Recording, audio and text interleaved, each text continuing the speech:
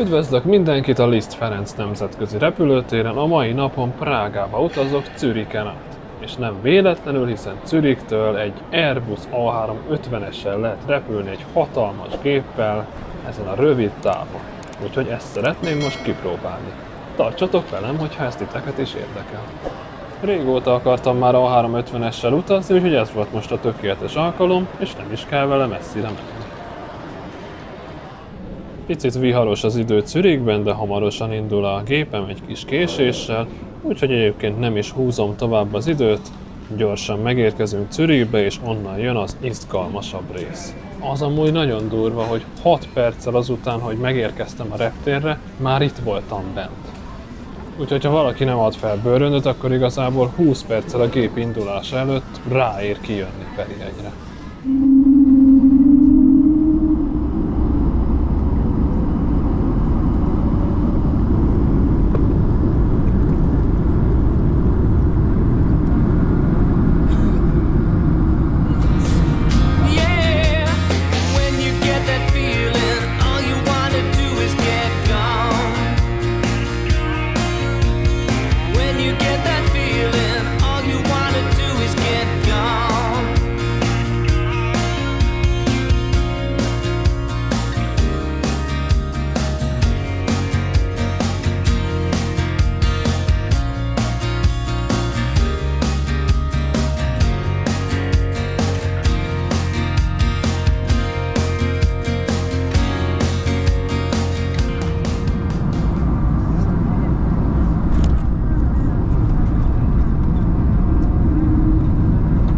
Dear guests, welcome to Zurich.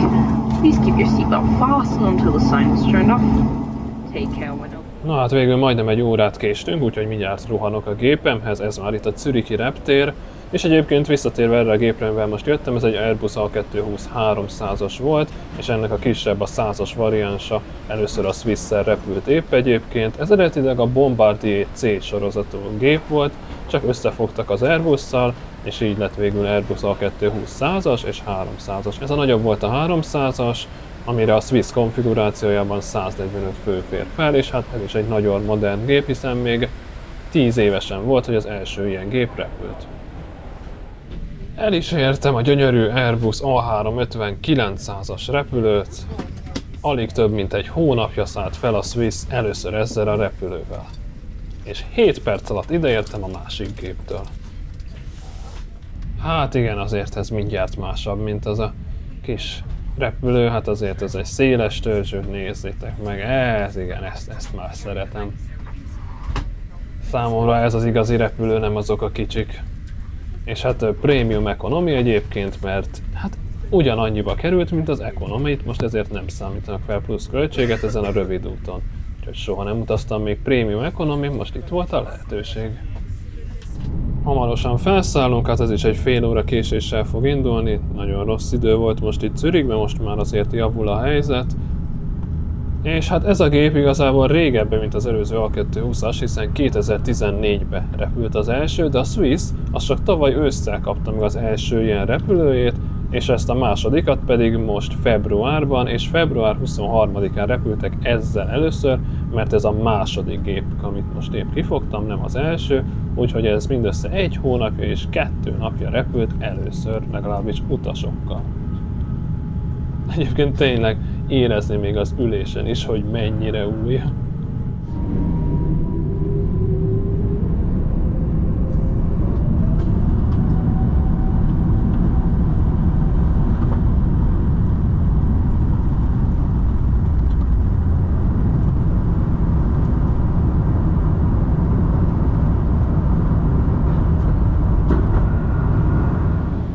Hatalmas 4K OLED kijelző, van egy csomó kamera a gépen, úgyhogy ha nem látsz ki jól az ablakon, itt akkor is nézheted a tájat, lefele, oldalra, minden irányba.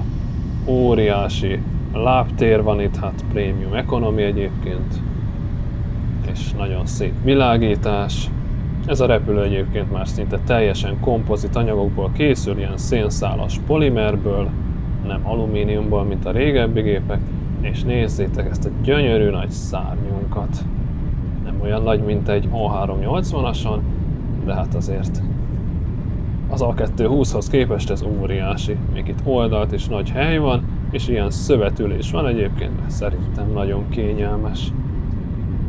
Ennek a modern anyagnak köszönhetően egyébként sokkal jobb a levegő is, tehát olyan, mintha csak olyan 1500 méter magasan lennénk, olyan a levegő, nem olyan, mint a régi gépeken, ahol ez olyan 2500 méter volt kb, és ott szinte abszolút nem volt semmi pára, itt pedig azért már van olyan 20% körül. Tehát ez így jobb érzetet is biztosít, és aki hosszabb távra utazik, mert ez a gép alapvetően egy 10-15 órás utakra van, az sokkal frissebben fog megérkezni az úti céljára, és kevésbé lesz fáradt. Na hát ezt imádom. Hamarosan itt a naplemente, fönt vagyunk a felhők fölött, a nap utolsó sugarai még megvilágítják ezt a gyönyörű szárnyat. Látszik a végtelen igazából, szépen sárgába átmegy már a naplementétől. Hát ez varázslatos. Tudom, ti hogy vagytok ezzel? Írjátok meg kommentbe, számomra ez mindig is elképesztően varázslatos volt. YouTube-on is szeretek nézni repülős videókat. Ezen a rövid úton egyébként a First Class teljesen le van zárva, tehát azon nem lehet utazni, és ez tulajdonképpen már az utolsó alkalom volt, hogy A350-es jár Zürichből Prágába. Még onnan egyszer hazatér Zürichbe, és utána már csak hosszú utakra lesz bevetve ez a gép. Van, aki játszik, van, aki filmet néz, és hát én is elkezdek nézni most már egy filmet, egy 20 percig talán eljutok benne, miért leszállnánk. Túl sok izgalmat szerintem már nem tudok elmondani, itt a tálca. Ja, és egyébként a biztonsági öv az itt olyan, mint az autókon, ez meglepett, ilyennel én még nem találkoztam.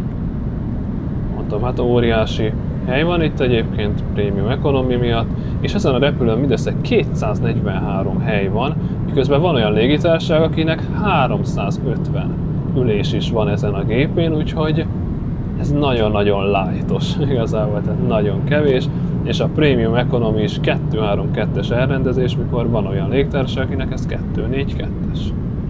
Egy 2 hete olvastam a Simple Flyingon, hogy ennek az A350-esnek van a második legjobb economy osztály az összes economy osztály közül, hiszen itt economy osztályon is elvileg nagyon kényelmes székek vannak, és 4K OLED kijelzők.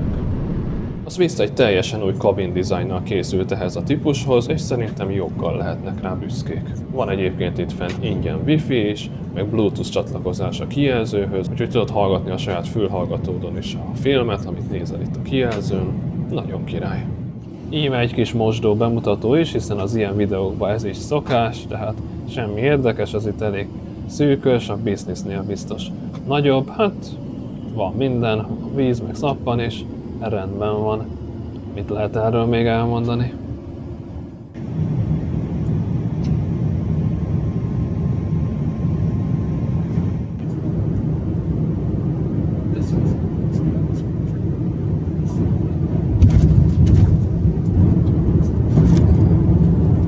Véget is ért ez a rövid 55 perces út, mint ültem a Premium Economy-n. Egyébként azért voltak most ezek a rövid utak az elmúlt hónapokban, hogy így a személyzet is megismerkedjen a repülővel, és most kezdődik ennek a gépnek az igazi élete igazából. Ez pedig itt a business osztály, ezt is megnézhetitek. Szóval kezdődik az igazi élet ennek a gépnek, most már hosszú 10-15 órás utakat fog megtenni. Hát szép hosszú jövőt kívánok neki, a személyzetnek, minden utasának, a pilótáknak, és ez egy csodálatos, gyönyörű gép, szupermodern. Remélem sokáig repkedhet.